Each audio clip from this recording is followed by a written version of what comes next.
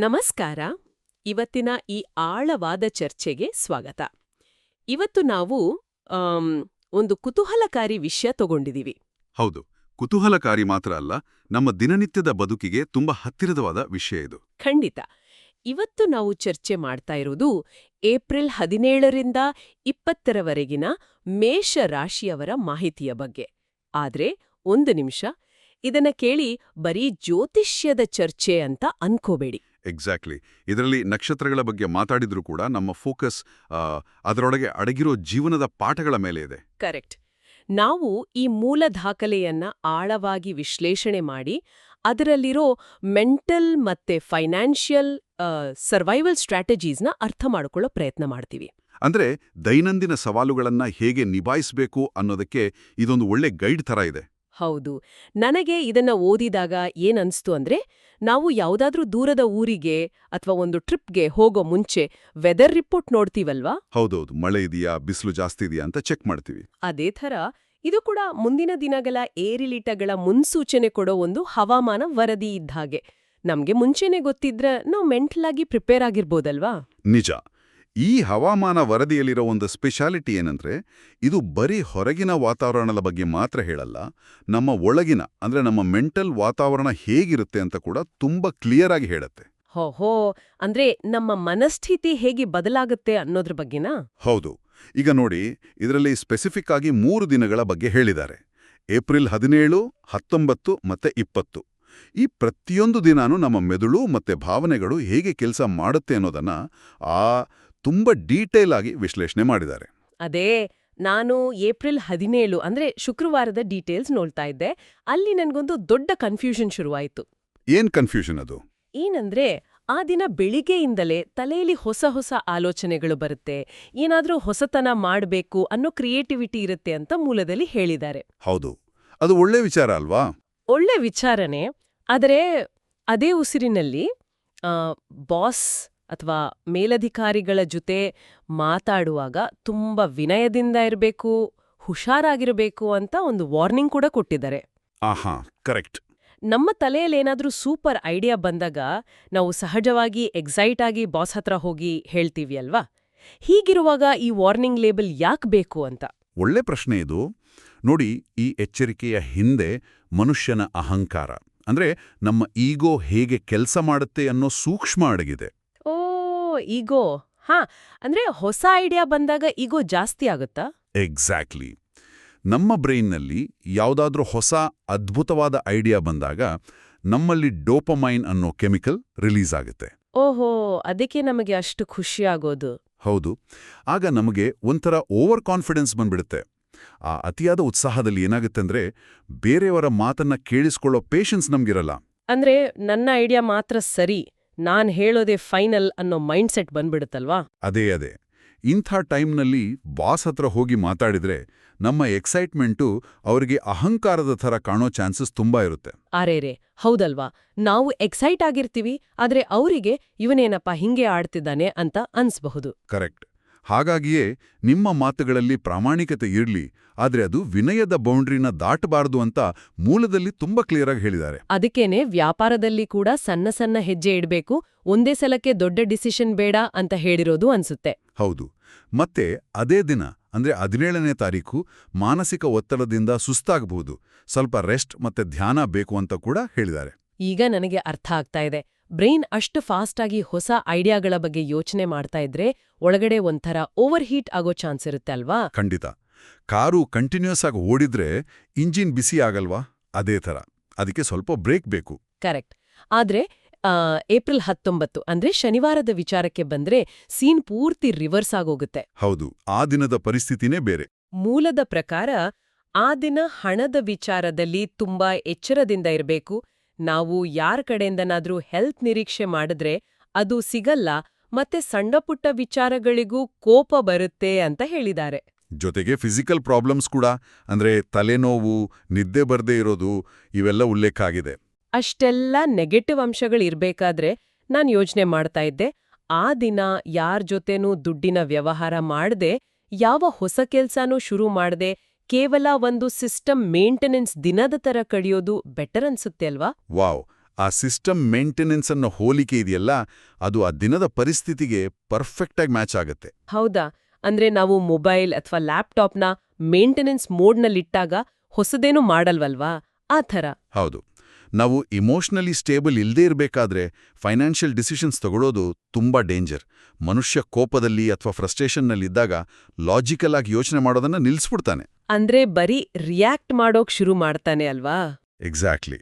ಯಾರಾದ್ರೂ ಏನಾದ್ರೂ ಅಂದ್ರೆ ತಕ್ಷಣ ರಿಯಾಕ್ಟ್ ಮಾಡೋದು, ಅಂಥ ಟೈಮ್ನಲ್ಲಿ ಯಾರಿಗಾದ್ರೂ ಸಾಲ ಕೊಟ್ರೆ ಅಥವಾ ಹೊಸ ಬಿಸ್ನೆಸ್ ಶುರು ಮಾಡಿದ್ರೆ ಅದು ಲಾಸ್ ಆಗೋ ಚಾನ್ಸಸ್ ಜಾಸ್ತಿ. ಸೊ ಆ ದಿನ ನಮ್ಮ ಇಮೋಷನ್ಸ್ನ ಸ್ಟ್ಯಾಂಡ್ ಬೈ ಮೋಡ್ನಲ್ಲಿ ಇಟ್ಕೊಳ್ಳೋದು ಒಳ್ಳೇದು. ಸುಮ್ನೆ ಒಬ್ರೇ ಟೈಮ್ ಸ್ಪೆಂಡ್ ಮಾಡ್ಬೇಕು. ಕರೆಕ್ಟ್. ಆ ಮೇಂಟೆನೆನ್ಸ್ ಮುಗ್ದ ತಕ್ಷಣ ಬರೋದೇ ಏಪ್ರಿಲ್ 20 ಸೋಮವಾರ. ಆ ದಿನದ ಬಗ್ಗೆ ಮೂಲದಲ್ಲಿ ಏನ್ ಹೇಳಿದ್ದಾರೆ ಅಂದ್ರೆ ಇದೊಂದು ಪ್ರಮುಖ ತಿರುವು ಕೊಡೋ ದಿನ ಅಂತ, ಅಂದ್ರೆ ಟರ್ನಿಂಗ್ ಪಾಯಿಂಟ್. ಹೌದು. ಹೊಸ ಜವಾಬ್ದಾರಿಗಳು, ವ್ಯಾಪಾರದಲ್ಲಿ ಹೊಸ ಅಗ್ರಿಮೆಂಟ್ಗಳು ಸಿಗೋ ಸಾಧ್ಯತೆ ಇದೆ ಅಂತ ಹೇಳಿದ್ದಾರೆ. ಆದ್ರೆ ಇಲ್ಲಿ ನನ್ನ ಗಮನ ಸೆಳೆದದ್ದು ಆಫೀಸ್ ವಿಚಾರ ಅಲ್ಲ. ಮನೆಯಲ್ಲಿ ತಗೊಳ್ಳೋ ಒಂದು ಸಣ್ಣ ನಿರ್ಧಾರ ದೊಡ್ಡ ಶಾಂತಿ ತರಬಹುದು ಅನ್ನೋ ಒಂದು ಸಾಲು. ಅದು ತುಂಬಾ ಇಂಪಾರ್ಟೆಂಟ್ ಪಾಯಿಂಟ್. ನಾವು ಯಾವಾಗ್ಲೂ ಆಫೀಸ್ನಲ್ಲಿ ಏನ್ ದೊಡ್ಡ ಡಿಸಿಷನ್ ತಗೊಳ್ಬೇಕು ಅಂತಾನೆ ಯೋಚನೆ ಮಾಡ್ತಿರ್ತೀವಿ.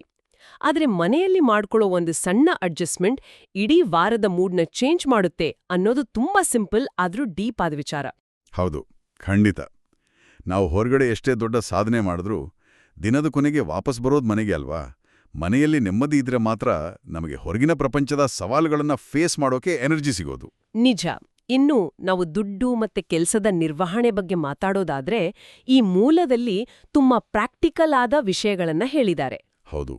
ಫೈನಾನ್ಸ್ ವಿಚಾರಕ್ಕೆ ಬಂದ್ರೆ ನಾವು ಖರ್ಚು ಮಾಡೋ ಮುಂಚೆ ನಮ್ಮನ್ನ ನಾವೇ ಒಂದು ಪ್ರಶ್ನೆ ಕೇಳ್ಕೋಬೇಕು ಅಂತ ಹೇಳಿದ್ದಾರೆ. ಆ ಪ್ರಶ್ನೆ ಏನಂದ್ರೆ, ಇದು ನಿಜವಾಗ್ಲೂ ಅಗತ್ಯವೇ ಅಂತ. ಎಕ್ಸಾಕ್ಟ್ಲಿ. ಇದು ನಿಜವಾಗ್ಲೂ ಬೇಕಾ ಅಂತ ಯೋಚನೆ ಮಾಡಿದ್ರೆ ನಮ್ಮ ಅರ್ಧ ಖರ್ಚು ಅಲ್ಲಿಗೆ ಕಮ್ಮಿಯಾಗುತ್ತೆ. ಚಿಕ್ಕ ಚಿಕ್ಕ ಖರ್ಚುಗಳು ಸೇರಿ ಹೇಗೆ ದೊಡ್ಡದಾಗುತ್ತೆ ಮತ್ತೆ ಸಾಲ ಮಾಡುವಾಗ ಎಷ್ಟು ಕೇರ್ಫುಲ್ ಆಗಿರ್ಬೇಕು ಅನ್ನೋದನ್ನ ತುಂಬಾ ಚೆನ್ನಾಗಿ ವಿವರಿಸಿದ್ದಾರೆ. ಮತ್ತೆ ಇನ್ವೆಸ್ಟ್ಮೆಂಟ್ ಮಾಡುವಾಗ ಎಕ್ಸ್ಪರ್ಟ್ಸ್ ಸಲಹೆ ತಗೋಬೇಕು, ಹಳೆಯ ಉಳಿತಾಯ ಈಗ ನಮ್ಗೆ ಹೆಲ್ಪ್ಗೆ ಬರುತ್ತೆ ಅಂತನೂ ಹೇಳಿದ್ದಾರೆ ಅಲ್ವಾ? ಹೌದು. ಅದು ಬರೀ ಜ್ಯೋತಿಷ್ಯದ ನಂಬಿಕೆ ಅಲ್ಲ, ಅದೊಂದು ಬೇಸಿಕ್ ಆರ್ಥಿಕ ನಿಯಮ. ಇದು ನಿಜವಾಗ್ಲೂ ಅಗತ್ಯವೇ ಅನ್ನೋ ಒಂದೇ ಒಂದು ಪ್ರಶ್ನೆ ಇದೆಯಲ್ಲ, ಅದು ನಮ್ಮ ಆನ್ಲೈನ್ ಶಾಪಿಂಗ್ ಕಾರ್ಟ್ನಲ್ಲಿರೋ ಎಷ್ಟೋ ಐಟಮ್ಸ್ನ ಡಿಲೀಟ್ ಮಾಡಿಸ್ಬಿಡುತ್ತೆ. ಖಂಡಿತ. ಇನ್ನು ಕೆಲ್ಸದ ವಿಚಾರದಲ್ಲೂ ಅಷ್ಟೇ. ಒಂದೇ ಸಲಕ್ಕೆ 10 ಕೆಲ್ಸಕ್ಕೆ ಕೈ ಹಾಕಿ ಕಷ್ಟಪಡೋ ಬದಲು ಒಂದೊಂದೇ ಕೆಲ್ಸದ ಮೇಲೆ ಫೋಕಸ್ ಮಾಡಿ ಮುಗಿಸ್ಬೇಕು ಅಂತ ಮೂಲೆ ಹೇಳುತ್ತೆ. ಅಂದ್ರೆ ದುಡ್ಡು ಮತ್ತೆ ಕೆಲ್ಸನ ಮ್ಯಾನೇಜ್ ಮಾಡೋದು ಒಂಥರ ಟ್ರಾಫಿಕ್ನಲ್ಲಿ ಕಾರ್ ಡ್ರೈವ್ ಮಾಡದ ಹಾಗೆ. ಹೇಗೆ ಅಂದ್ರೆ, ನಾವು ಬರೀ ಫಾಸ್ಟಾಗ್ ಹೋದ್ರೆ, ಅಂದ್ರೆ ಬರೀ ಕಷ್ಟಪಟ್ಟು ಕೆಲಸ ಮಾಡಿದ್ರೆ ಸಾಲ್ದು, ಸರಿಯಾದ ಡೈರೆಕ್ಷನ್ನಲ್ಲಿ ಹೋಗ್ಬೇಕು. ಜೊತೆಗೆ ನಮ್ ಕಾರಲ್ಲಿ ಪೆಟ್ರೋಲ್ ಇದೆಯಾ, ಅಂದ್ರೆ ನಮ್ಮ ಫಿನಾನ್ಷಿಯಲ್ ಕಂಡೀಷನ್ ಹೇಗಿದೆ ಅಂತ ಕೂಡ ಗಮನ ಹರಿಸ್ಬೇಕು ಅಲ್ವಾ? ವಾವ್, ಒಳ್ಳೆ ಹೋಲಿಗೆ. ಇದೇ ಟೈಮ್ನಲ್ಲಿ ಈ ಮೂಲದಲ್ಲಿರೋ ಇನ್ನೊಂದು ಇಂಟ್ರೆಸ್ಟಿಂಗ್ ಆದರೆ ಸ್ವಲ್ಪ ಡಿಫರೆಂಟ್ ಆಗಿರೋ ವಿಷಯನ ನಾವು ಅಬ್ಸರ್ವ್ ಮಾಡಬೇಕು. ಯಾವ್ದದು? ಈ ಡಾಕ್ಯುಮೆಂಟ್ನಲ್ಲಿ ಗಂಡ ಹೆಂಡತಿ ಸಮಸ್ಯೆ, ಹಣಕಾಸು, ಆಸ್ತಿ ವಿವಾದ, ಮನೆಯಲ್ಲಿ ವಿಚಿತ್ರ ಶಬ್ದಗಳು ಬರೋದು ಅಥವಾ ಪೀಡಾ ಕಲೆಗಳು, ಇಂಥ ಸಮಸ್ಯೆಗಳಿಗೆ ಒಂದು ಸಾಂಪ್ರದಾಯಿಕ ಪರಿಹಾರದ ಬಗ್ಗೆ ಉಲ್ಲೇಖ ಮಾಡಿದ್ದಾರೆ. ಓಹೋ, ಅಂದ್ರೆ ಯಾವ್ದಾದ್ರೂ ಜ್ಯೋತಿಷ್ಯಾಲಯದ ಬಗ್ಗೆನಾ? ಹೌದು. ಜಿ. ಲಕ್ಷ್ಮಣರಾಜು ಅವರ ಶ್ರೀ ಕಾಳಿಕಾದೇವಿ ಜ್ಯೋತಿಷ್ಯಾಲಯದ ಸೇವೆಗಳ ಬಗ್ಗೆ ಕೊಟ್ಟಿದ್ದಾರೆ. ಓಕೆ. ಅವರ ಮೊಬೈಲ್ ನಂಬರ್ ಕೂಡ ಇದೆ, 8056397284. ನನಗಿಲ್ಲಿ ಒಂದು ಪ್ರಶ್ನೆ ಬರುತ್ತೆ. ಒಂದ್ ಕಡೆ ಇದು ನಿಜವಾಗ್ಲೂ ಅಗತ್ಯವೇ ಅಂತ ಕೇಳೋ ಮಾಡರ್ನ್ ಆರ್ಥಿಕ ಸಲಹೆಗಳು, ಇನ್ನೊಂದ್ ಕಡೆ ಇಂಥ ಸಾಂಪ್ರದಾಯಿಕ ಪರಿಹಾರಗಳು, ಇವೆರಡೂ ಒಂದೇ ಮೂಲದಲ್ಲಿ ಯಾಕೆ ಒಟ್ಟಿಗೆ ಸೇರಿದೆ ಅಂತ? ಇದು ತುಂಬಾ ಆಳವಾದ ಪ್ರಶ್ನೆ. ನೋಡಿ, ಇದು ಮನುಷ್ಯನ ಬ್ರೈನ್ ಹೇಗೆ ಕೆಲಸ ಮಾಡುತ್ತೆ ಅನ್ನೋದರ ಪ್ರತಿಬಿಂಬ. ನಮ್ಮ ಮೆದುಳಿನಲ್ಲಿ 2 ಭಾಗ ಇದೆ, ಒಂದು ಲಾಜಿಕಲ್ ಬ್ರೈನ್, ಇನ್ನೊಂದು ಇಮೋಷನಲ್ ಬ್ರೈನ್. ಅಂದ್ರೆ ತರ್ಕ ಮತ್ತೆ ಭಾವನೆ. ಹೌದು. ದುಡ್ಡು ಉಳಿಸಿ, ಎಕ್ಸ್ಪರ್ಟ್ ಸಲಹೆ ತಗೊಳ್ಳಿ ಅನ್ನೋ ಮಾತುಗಳು ನಮ್ಮ ಲಾಜಿಕಲ್ ಬ್ರೈನಿಗೆ ಅರ್ಥ ಆಗತ್ತೆ. ಆದ್ರೆ ಲೈಫ್ನಲ್ಲಿ ಕಂಟಿನ್ಯೂಸ್ ಆಗಿ ಪ್ರಾಬ್ಲಮ್ಸ್ ಬರ್ತಾ ಇದ್ರೆ ಬರೀ ಲಾಜಿಕ್ಕಿಂದ ನಮ್ಗೆ ನೆಮ್ಮದಿ ಸಿಗಲ್ಲ. ಹೌದು, ಆಗ ನಮ್ಗೊಂಥರ ಭಯ ಶುರುವಾಗುತ್ತೆ. ಎಕ್ಸಾಕ್ಟ್ಲಿ. ಆ ಟೈಮ್ನಲ್ಲಿ ನಮ್ಮ ಎಮೋಷನಲ್ ಬ್ರೈನ್ಗೆ ಒಂದು ಸಾಂಪ್ರದಾಯಿಕ ಅಥವಾ ಆಧ್ಯಾತ್ಮಿಕ ಸಪೋರ್ಟ್ ಬೇಕಾಗುತ್ತೆ. ಇಂಥ ಜ್ಯೋತಿಷ್ಯಾಲಯಗಳ ಉಲ್ಲೇಖ ಜನರಿಗೆ ಒಂದು ರೀತಿಯ ಸೈಕಲಾಜಿಕಲ್ ಸೇಫ್ಟಿ ನೆಟ್ ಕೊಡುತ್ತೆ. ಸೈಕಲಾಜಿಕಲ್ ಸೇಫ್ಟಿ ನೆಟ್ ಅಂದ್ರೆ ನಮ್ಮ ಕಷ್ಟದ ಟೈಮ್ನಲ್ಲಿ ನಮ್ಮ ಬೆನ್ ಹಿಂದೆ ಯಾರೋ ಇದ್ದಾರೆ, ಯಾವುದೋ ಶಕ್ತಿ ನಮ್ಮನ್ನ ಕಾಪಾಡುತ್ತೆ ಅನ್ನೋ ನಂಬಿಕೆ ಅಲ್ವಾ? ಹೌದು. ಆ ನಂಬಿಕೆನೇ ನಮ್ಮ ಅರ್ಧ ಆತಂಕನ್ನ ಕಮ್ಮಿ ಮಾಡಿಬಿಡುತ್ತೆ. ಈ ಮೂಲ ದಾಖಲೆ ಮನುಷ್ಯನ ಈ 2 ಅಗತ್ಯಗಳನ್ನ, ಅಂದ್ರೆ ಲಾಜಿಕ್ ಮತ್ತೆ ಎಮೋಷನ್, ಎರಡನ್ನೂ ಒಟ್ಟಿಗೆ ಬ್ಯಾಲೆನ್ಸ್ ಮಾಡಕ್ಕೆ ಟ್ರೈ ಮಾಡಿದೆ. ನಿಜ. ಆಧುನಿಕ ಆರ್ಥಿಕ ತರ್ಕದ ಜೊತೆಗೆ ಈ ಸಾಂಪ್ರದಾಯಿಕ ಭರವಸೆ ಕೂಡ ಸಿಕ್ರೆ ದಿನನಿತ್ಯದ ಕನ್ಫ್ಯೂಷನ್ಸ್ನ ಸುಲಭವಾಗಿ ದಾಟಬಹುದು ಅನ್ನೋದು ಅರ್ಥ ಆಗ್ತಾ ಇದೆ. ಖಂಡಿತ. ಈಗ ಹೊರಗಿನ ಪ್ರಪಂಚದಿಂದ ಸ್ವಲ್ಪ ಒಳಗಿನ ಭಾವನೆಗಳ ಪ್ರಪಂಚದ ಕಡೆ ಬರೋಣ. ನಮ್ಮ ಮನಸ್ಸಿನಲ್ಲಿ ಗೊಂದಲಗಳು, ಅನಗತ್ಯ ಯೋಚನೆಗಳು ಬರೋದು ಸಹಜ ಅಂತ ಮೂಲದಲ್ಲಿ ಹೇಳಿದ್ದಾರೆ ಅಲ್ವಾ? ಹೌದು. ಆದ್ರೆ ಒಬ್ಬಂಟಿಯಾಗಿ ಕೂತು ಅತಿಯಾಗಿ ಯೋಚನೆ ಮಾಡಿದ್ರೆ ಅದು ನೆಗೆಟಿವ್ ಆಗತ್ತೆ. ಅದಕ್ಕೆ ನಂಬಿಕೆಸ್ಥರ ಜೊತೆ ಮಾತಾಡಬೇಕು ಅಂತ ಸಲಹೆ ಕೊಟ್ಟಿದ್ದಾರೆ. ಮತ್ತೆ ಇದ್ರ ಜೊತೆಗೆ ನೆಗೆಟಿವ್ ಆಗಿ ಯೋಚನೆ ಮಾಡೋ ಜನರಿಂದ ಸ್ವಲ್ಪ ದೂರ ಇರಬೇಕು ಅಂತನೂ ಹೇಳಿದ್ದಾರೆ. ಕರೆಕ್ಟ್. ಅದು ತುಂಬಾ ಮುಖ್ಯ. ಆದ್ರೆ ನನಗಿಲ್ಲೊಂದು ಪ್ರಾಕ್ಟಿಕಲ್ ಪ್ರಾಬ್ಲಮ್ ಕಾಣಿಸ್ತಾ ಇದೆ. ಆ ನೆಗೆಟಿವ್ ವ್ಯಕ್ತಿ ನಮ್ಮದೇ ಮನೆಯವರಾಗಿದ್ರೆ ಏನ್ ಮಾಡೋದು? ಓಹೋ, ಇದು ತುಂಬಾ ಜನರಿಗೆ ಆಗೋ ಸಮಸ್ಯೆ. ಉದಾಹರಣೆಗೆ, ದಿನ ಬೆಳಿಗ್ಗೆ ತಿಂಡಿ ತಿನ್ನೋ ಟೇಬಲ್ ಹತ್ರ ಸಿಗೋ ನಮ್ದೇ ಫ್ಯಾಮಿಲಿ ಮೆಂಬರ್ ಆದ್ರೆ ನಾವು ಅವರನ್ನ ಬಿಟ್ಟು ಎಲ್ಲಿಗ್ ಹೋಗೋಕ್ಕಾಗುತ್ತೆ? ದೂರ ಇರೋದು ಅಂದ್ರೆ ಹೇಗೆ? ನೀವು ಕೇಳಿದ್ದು 100% ಸತ್ಯ. ನಾವು ಭೌತಿಕವಾಗಿ ಅಂದ್ರೆ ಫಿಸಿಕಲ್ ಆಗಿ ಅವರಿಂದ ದೂರ ಹೋಗಕ್ಕಾಗಲ್ಲ. ಅಲ್ಲಿ ದೂರ ಇರುವುದು ಅಂದ್ರೆ ಇಮೋಷನಲ್ ಡಿಟ್ಯಾಚ್ಮೆಂಟ್ ಅಂತ ಅರ್ಥ. ಇಮೋಷನಲ್ ಡಿಟ್ಯಾಚ್ಮೆಂಟ್ ಅಂದ್ರೆ ಭಾವನಾತ್ಮಕ ಅಂತರ ಕಾಯ್ದುಕೊಳ್ಳೋದಾ? ಹೌದು. ಇದು ಹೇಗೆ ಕೆಲಸ ಮಾಡುತ್ತೆ ಅಂದ್ರೆ, ಅವ್ರೇನಾದ್ರೂ ನೆಗೆಟಿವ್ ಆಗಿ ಕಂಪ್ಲೇಂಟ್ ಮಾಡಕ್ ಶುರು ಮಾಡಿದಾಗ ನೀವು ಕೇವಲ ಒಬ್ಬ ವೀಕ್ಷಕನ್ ತರ ಅದನ್ನ ಕೇಳಿಸ್ಕೋಬೇಕು. ಓಕೆ, ಅಂದ್ರೆ ಅವರ ಮಾತನ್ನ ನಮ್ಮ ಮನ್ಸಿನ ಒಳಗೆ ತಗೋಬಾರ್ದು. ಎಕ್ಸಾಕ್ಟ್ಲಿ. ಒಳಗೆ ತಗೊಂಡು ಅದಕ್ಕೆ ರಿಯಾಕ್ಟ್ ಮಾಡಬಾರ್ದು. ಮನೆಯವರ ಅಭಿಪ್ರಾಯಗಳಿಗೆ ಬೆಲೆ ಕೊಡಬೇಕು, ವಿಶೇಷವಾಗಿ ಲೈಫ್ ಪಾರ್ಟ್ನರ್ ಮಾತನ್ನ ತಾಳ್ಮೆಯಿಂದ ಕೇಳಬೇಕು ಅಂತ ಮೂಲ ಹೇಳಿರೋದ್ರ ಅರ್ಥ ಕೂಡ ಇದೆ. ಅಂದ್ರೆ ಬರೀ ಕೇಳಿಸ್ಕೊಳ್ಳಿ, ಆದ್ರೆ ಆ ನೆಗೆಟಿವಿಟಿನ ನಿಮ್ಮ ಎಮೋಷನ್ಸ್ ಜೊತೆ ಮಿಕ್ಸ್ ಮಾಡ್ಕೋಬೇಡಿ ಅಂತ. ಕರೆಕ್ಟ್. ಇದು ಒಂಥರ ನಮ್ಮ ಸುತ್ತ ನಾವೇ ಒಂದು ಅದೃಶ್ಯವಾದ ಗ್ಲಾಸ್ ಕ್ಯಾಬಿನ್ ಕಟ್ಕೊಂಡ ಹಾಗೆ ಅಲ್ವಾ? ವಾವ್, ಗ್ಲಾಸ್ ಕ್ಯಾಬಿನ್ ತುಂಬಾ ಚೆನ್ನಾಗಿದೆ ಈ ಎಕ್ಸಾಂಪಲ್. ಆ ಗ್ಲಾಸ್ ಕ್ಯಾಬಿನ್ ಒಳಗಡೆ ನಾವು ಸೇಫ್ ಆಗಿರ್ತೀವಿ, ಹೊರಗಡೆ ಬಿರುಗಾಳಿ ಬೀಸ್ತಿರೋದು ನಮ್ಗೆ ಕಾಣುತ್ತೆ, ಶಬ್ದ ಕೂಡ ಕೇಳುತ್ತೆ. ಆದ್ರೆ ಆ ಗಾಳಿ ನಮ್ಮನ್ನ ಟಚ್ ಮಾಡಲ್ಲ. ಆ ನೆಗೆಟಿವ್ ವ್ಯಕ್ತಿಯ ಮಾತುಗಳು ಕಿವಿಗೆ ಬೀಳುತ್ತೆ, ಆದ್ರೆ ನಮ್ಮ ಮನಸ್ಸನ್ನ ಕೆಡಿಸಲ್ಲ. ಹೌದು, ಪರ್ಫೆಕ್ಟ್ ಆಗಿ ಹೇಳಿದ್ರಿ. ಆದ್ರೆ ಈ ಗ್ಲಾಸ್ ಕ್ಯಾಬಿನ್ ಕಟ್ಕೊಳ್ಳೋದು ಅಷ್ಟು ಸುಲಭನಾ? ಅದಕ್ಕೆ ತುಂಬಾ ಮೆಂಟಲ್ ಸ್ಟ್ರೆಂತ್ ಬೇಕಲ್ವಾ? ಖಂಡಿತ ಬೇಕು. ಮತ್ತೆ ಆ ಶಕ್ತಿನ ಎಲ್ಲಿಂದ ಪಡಿಬೇಕು ಅನ್ನೋದಕ್ಕೂ ಈ ಮೂಲದಲ್ಲಿ ಆನ್ಸರ್ ಇದೆ. ಏನದು? ಬೆಳಿಗ್ಗೆ ಎದ್ದ ತಕ್ಷಣ ಸ್ವಲ್ಪ ಹೊತ್ತು ಧ್ಯಾನ ಅಥವಾ ಪ್ರಾರ್ಥನೆ ಮಾಡೋದ್ರಿಂದ ಮನಸ್ಸಿಗೆ ಶಾಂತಿ ಸಿಗುತ್ತೆ ಅಂತ ಹೇಳಿದ್ದಾರೆ. ಓಹೋ, ಮೊರೋ ರೂಟೀನ್ ಬಗ್ಗೆನಾ? ಹೌದು. ಬೆಳಗಿನ ಆ 10 ನಿಮಿಷದ ಶಾಂತಿಯುತ ಟೈಮ್ ಇದೆಯಲ್ಲ, ಅದು ನಮ್ಮ ಮೆದುಳಿಗೆ, ಪರಿಸ್ಥಿತಿ ಮತ್ತೆ ನಮ್ಮ ರಿಯಾಕ್ಷನ್ ಎರಡರ ಮಧ್ಯೆ ಒಂದು ಸಣ್ಣ ಪಾಸ್ ಅಂದ್ರೆ ವಿರಾಮ ತಗೊಳ್ಳೋದನ್ನ ಕಲಿಸುತ್ತೆ. ಓಕೆ, ಆ ಪಾಸ್, ಆ ಗ್ಯಾಪ್ ಏನಿದೆ ಅದೇ ನಮ್ಮ ಗ್ಲಾಸ್ ಕ್ಯಾಬಿನ್ ಅಲ್ವಾ? ಎಕ್ಸಾಕ್ಟ್ಲಿ. ಆ ಪ್ರಾಕ್ಟೀಸ್ ಇರೋರು ಮಾತ್ರ ತಕ್ಷಣ ರಿಯಾಕ್ಟ್ ಮಾಡದೆ ಪೇಷನ್ಸಿಂದ ಸಿಚುವೇಶನ್ನ ಹ್ಯಾಂಡಲ್ ಮಾಡ್ತಾರೆ. ಈ ರಿಯಾಕ್ಷನ್ ಕಂಟ್ರೋಲ್ ಮಾಡೋದು ಮತ್ತೆ ನಮ್ಮ ಲೈಫ್ನ ಕಂಟ್ರೋಲ್ ಮಾಡೋ ವಿಚಾರದಲ್ಲಿ ನನ್ಗೊಂದು ತುಂಬಾ ಆಸಕ್ತಿದಾಯಕವಾದ ಐರಣಿ ಅಂದ್ರೆ ವಿರೋಧಾಭಾಸ ಕಾಣಿಸ್ತು. ಹೌದಾ? ಯಾವುದದು? ನೋಡಿ, ಇದೊಂದು ಜ್ಯೋತಿಷ್ಯದ ಡಾಕ್ಯುಮೆಂಟ್. ಯಾವ ದಿನ ನಮಗೊಳ್ಳೆದಾಗತ್ತೆ, ಯಾವ ದಿನ ಕೆಟ್ಟದಾಗತ್ತೆ ಅಂತ ನಕ್ಷತ್ರಗಳು, ಗ್ರಹಗಳು ಡಿಸೈಡ್ ಮಾಡ್ತೆ ಅನ್ನೋ ಕಾನ್ಸೆಪ್ಟ್ ಮೇಲೆ ಬರ್ದಿರೋದು. ಕರೆಕ್ಟ್.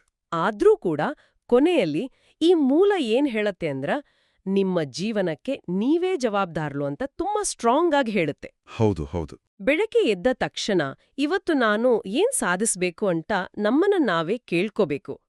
ಸರಿಯಾದ ಟೈಮ್ಗೆ ಏಳೋದು, ಎಕ್ಸರ್ಸೈಸ್ ಮಾಡೋದು, ಇಂಥ ನಮ್ಮ ಸ್ವಂತ ಹ್ಯಾಬಿಟ್ಸ್ ನಮ್ಮ ಲೈಫ್ನ ಚೇಂಜ್ ಮಾಡುತ್ತೆ ಅಂತ ಹೇಳುತ್ತೆ. ನಕ್ಷತ್ರಗಳೇ ಎಲ್ಲ ನಿರ್ಧಾರ ಮಾಡುತ್ತೆ ಅನ್ನೋ ವ್ಯವಸ್ಥೆಯಲ್ಲಿ ನಮ್ಮ ಜೀವನ ನಮ್ಮ ಕೈಯಲ್ಲಿದೆ ಅಂತ ಹೇಳೋದು ತುಂಬಾ ಡಿಫ್ರೆಂಟ್ ಅಲ್ವಾ? ಇದು ಮೇಲ್ನೋಟಕ್ಕೆ ಒಂಥರ ಕಾಂಟ್ರಾಡಿಕ್ಷನ್ ತರ ಕಾಣಿಸ್ಬೋದು, ಆದ್ರೆ ಡೀಪ್ ಆಗಿ ನೋಡಿದ್ರೆ ಇದು ರಿಯಾಲಿಟಿ. ಅಂದ್ರೆ ಹೀಗೆ ಗ್ರಹಗಳು ಕೇವಲ ಒಂದು ವಾತಾವರಣ ಸೃಷ್ಟಿ ಮಾಡಬಹುದು. ನಾಳೆ ಮಳೆ ಬರುತ್ತೆ ಅಂತ ವರದಿ ಕೊಡೋದು ಪ್ರಕೃತಿ ಕೆಲಸ. ಆದ್ರೆ ಛತ್ರಿ ಹಿಡ್ಕೊಂಡು ಹೊರಗೆ ಹೋಗ್ಬೇಕಾ ಅಥವಾ ಮಳೆಲಿ ನೆನೆಯಬೇಕಾ ಅನ್ನೋದು ನಮ್ಮ ಡಿಸಿಷನ್ ಅಲ್ವಾ? ಹೌದು, 100ಕ್ಕೆ 100 ನಮ್ಮ ಡಿಸಿಷನ್. ಅದೇ ಥರ ನಮ್ಮ ದಿನಚರಿಯ ಮೇಲೆ ನಮಗೆ ಎಷ್ಟು ಕಂಟ್ರೋಲ್ ಇದೆಯೋ ನಮ್ಮ ಫ್ಯೂಚರ್ ಮೇಲೂ ಅಷ್ಟೇ ಕಂಟ್ರೋಲ್ ಇರುತ್ತೆ ಅಂತ ಈ ಡಾಕ್ಯುಮೆಂಟ್ ತುಂಬಾ ಸಿಂಪಲ್ ಆಗಿ ಹೇಳ್ತಾ ಇದೆ. ಹೌದು, ಅಂದ್ರೆ ನಮ್ಮ ಲೈಫ್ನ ಸ್ಟೀರಿಂಗ್ ವೀಲ್ ನಮ್ಮ ಕೈಯಲ್ಲಿ ಇದೆ ಅಂತ. ಖಂಡಿತ. ಮತ್ತೆ ಇದೇ ಕಾನ್ಫಿಡೆನ್ಸ್ ವಿಚಾರದಲ್ಲಿ ಮೂಲದಲ್ಲಿ ಇನ್ನೊಂದು ಒಳ್ಳೆ ಮಾತು ಹೇಳಿದ್ದಾರೆ. ಏನದು? ನಮಗೆ ಯಾವುದಾದ್ರೂ ಟಾಸ್ಕ್ ಮಾಡುವಾಗ ನಾನಿದನ್ನ ಮಾಡಬಲ್ಲೇನಾ ಅನ್ನೋ ಡೌಟ್ ಬಂದಾಗ ನಮ್ಮ ಹಿಂದಿನ ಕಷ್ಟಗಳನ್ನು ಒಮ್ಮೆ ನೆನಪಿಸ್ಕೋಬೇಕು ಅಂತ. ಓಕೆ, ಪಾಸ್ಟ್ ಸ್ಟ್ರಗಲ್ಸ್ನ ನೆನಪು ಮಾಡ್ಕೋಬೇಕಾ? ಹೌದು. ಆ ಕಷ್ಟಗಳನ್ನ ನಾವು ಹೇಗೆ ದಾಟಿಗೆ ಬಂದು ನಿಂತಿದ್ದೀವಿ ಅನ್ನೋದು ನಮ್ಮೊಳಗಿರೋ ಶಕ್ತಿನ ನಮಗೆ ರಿಮೈಂಡ್ ಮಾಡುತ್ತೆ. ಜೊತೆಗೆ ನಮ್ಮ ಸಣ್ಣ ಸಣ್ಣ ಸಕ್ಸಸ್ನ ಕೂಡ ಸೆಲೆಬ್ರೇಟ್ ಮಾಡಬೇಕು ಅಂತ ಹೇಳಿದ್ದಾರೆ. ನಿಜ. ಇದೆಲ್ಲ ಅಬ್ಸರ್ವ್ ಮಾಡಿದ್ರೆ ಒಂದು ಕ್ಲಿಯರ್ ಪಿಕ್ಚರ್ ಸಿಗುತ್ತೆ ನಮ್ಗೆ. ಇದ್ರಲ್ಲಿರೋ ಪೇಷನ್ಸ್ನ ಪಾಠ ಆಗಿರ್ಬೋದು, ಖರ್ಚು ಮಾಡೋ ಮುಂಚೆ ಯೋಚನೆ ಮಾಡೋ ಫೈನಾನ್ಷಿಯಲ್ ಡಿಸಿಪ್ಲಿನ್ ಆಗಿರ್ಬೋದು. ರಿಲೇಶನ್ಶಿಪ್ನ ಬ್ಯಾಲೆನ್ಸ್ ಮಾಡೋ ಕಲೆ. ಹೌದು. ಮತ್ತೆ ಆ ನೆಗೆಟಿವಿಟಿಯಿಂದ ಇಮೋಷನಲ್ ಡಿಸ್ಟೆನ್ಸ್ ಮೇಂಟೈನ್ ಮಾಡೋ ಸ್ಟ್ರಾಟಜಿ, ಇವೆಲ್ಲವೂ ಕೇವಲ ಯಾವುದೋ ಒಂದು ರಾಶಿಗೆ ಅಥವಾ ಒಂದು ದಿನಕ್ಕೆ ಸೀಮಿತ ಆಗಿರೋದಲ್ಲ. ಎಕ್ಸಾಕ್ಟ್ಲಿ. ಪ್ರತಿಯೊಬ್ಬ ವ್ಯಕ್ತಿನೂ ದಿನನಿತ್ಯ ಫೇಸ್ ಮಾಡೋ ಪ್ರಾಬ್ಲಮ್ಸ್ಗೆ ಇರೋ ಪ್ರಾಕ್ಟಿಕಲ್ ಸೊಲ್ಯೂಷನ್ಸ್ ಇವು. ಲೈಫ್ನ ಸ್ಮೂತ್ ಆಗಿ ತಗೊಂಡೋಗಕ್ಕೆ ಇದೊಂದು ಒಳ್ಳೆ ಮ್ಯಾನ್ಯುಯಲ್ ಇದ್ದ ಹಾಗೆ. ಖಂಡಿತ. ಸರಿ, ಇಂದಿನ ಚರ್ಚೆನ ಮುಗಿಸೋ ಮುಂಚೆ ನಾವೊಂದು ಪಾಯಿಂಟ್ನ ಸ್ವಲ್ಪ ಆಳವಾಗಿ ಯೋಚನೆ ಮಾಡ್ಬೇಕು ಅನ್ಸುತ್ತೆ. ಯಾವ ಪಾಯಿಂಟ್ ಅದು? ಅದೇ ನಮ್ಮೊಳಗಿನ ಶಕ್ತಿನ ಅರ್ಥ ಮಾಡ್ಕೊಳ್ಳೋಕೆ ನಮ್ಮ ಹಿಂದಿನ ಕಷ್ಟಗಳನ್ನ ನೆನಪು ಮಾಡ್ಕೋಬೇಕು ಅಂತ ಮೂಲದಲ್ಲಿ ಹೇಳಿದಾರಲ್ವಾ? ಹೌದು. ಅದರಿಂದ ನಮ್ಗೆ ಇನ್ಸ್ಪಿರೇಷನ್ ಸಿಗುತ್ತೆ. ಸಿಗ್ಬೋದು. ಆದ್ರೆ ಮನುಷ್ಯನ ಮನಸ್ಗೆ ಒಂದು ಡೇಂಜರಸ್ ಹ್ಯಾಬಿಟ್ ಕೂಡ ಇದೆ. ಏನದು? ನಾವು ಪದೇ ಪದೇ ನಮ್ಮ ಹಳೆ ಕಷ್ಟಗಳನ್ನೇ, ಆ ಹಳೆ ನೋವುಗಳನ್ನೇ ಮೆಲುಕು ಹಾಕ್ತಾ ಕೂತ್ರೆ ನಾವು ಮತ್ತೆ ಅದೇ ಹಳೆ ಕಾಲದಲ್ಲಿ ಅದೇ ಇಮೋಷನ್ಸ್ನಲ್ಲಿ ಸಿಕ್ಕಾಕೊಳ್ಳಲ್ವಾ? ಓಹೋ, ಇದು ತುಂಬಾ ಡೀಪ್ ಆದ ಯೋಚನೆ. ಆ ಕಷ್ಟದ ನೆನಪುಗಳು ನಿಜಕ್ಕೂ ನಮ್ಮ ಭವಿಷ್ಯ ಕಟ್ಟೋಕೆ ಫ್ಯೂಯಲ್ ಥರ, ಅಂದ್ರೆ ಇಂಧನವಾಗಿ ಕೆಲ್ಸ ಮಾಡುತ್ತಾ ಅಥವಾ ನಮ್ಮನ್ನ ಮುಂದಕ್ಕೆ ಹೋಗ್ದ ಹಾಗೆ ತಡೆಯೋ ಭಾರವಾದ ಸರಪಳಿ ಆಗ್ಬಿಡ್ತಾ? ನಿಜ. ಯಾವ ನೆನಪನ್ನ ಸ್ಫೂರ್ತಿಯಾಗಿ ತಗೋಬೇಕು ಮತ್ತೆ ಯಾವ ನೆನಪನ್ನ ಅಲ್ಲೇ ಬಿಟ್ಟು ಮುಂದೆ ಸಾಗಬೇಕು ಅನ್ನೋದು ತುಂಬಾ ದೊಡ್ಡ ಚಾಲೆಂಜ್. ಹೌದು. ಸೊ ಈ ಗೊಂದಲಮಯ ಆದ್ರೆ ಅಷ್ಟೇ ಆಳವಾದ ಪ್ರಶ್ನೆಯನ್ನ ನಮ್ಮ ಕೇಳುಗರ ಆಲೋಚನೆಗೆ ಬಿಡುತ್ತಾ ನಾವಿಂದಿನ ಈ ಆಳವಾದ ಚರ್ಚೆಯನ್ನ ಇಲ್ಲಿಗೆ ಮುಕ್ತಾಯ ಮಾಡ್ತಾ ಇದ್ದೀವಿ. ಖಂಡಿತ. ಎಲ್ಲರಿಗೂ ಒಳ್ಳೇದಾಗ್ಲಿ. ಮತ್ತೆ ಸಿಗೋಣ. ನಮಸ್ಕಾರ.